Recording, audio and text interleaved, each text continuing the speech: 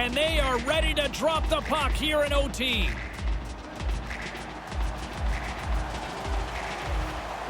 Oh, you can feel the tension in this arena. Sudden death overtime is underway. And here's the pass to Kane. They've got some momentum here. And a smart heads-up read to come up with the puck. Tried to get too cute with it and loses possession. He scores! OT winner!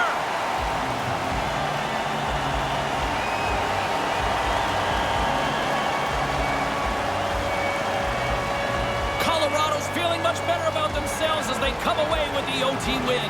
Well, they really pushed after it after nothing settled in regulation. They get the winner here in extra time. You know, when they first started doing this, it seemed a little hokey. I can't imagine it without it now. Yeah, I'm with you. I thought it was strange when they started. Now, if they didn't do it, I would think they're not getting it right. And that's all she wrote on this one for Ray Ferraro. My name is James Cebulski. We'll see you next time here on EA Sports.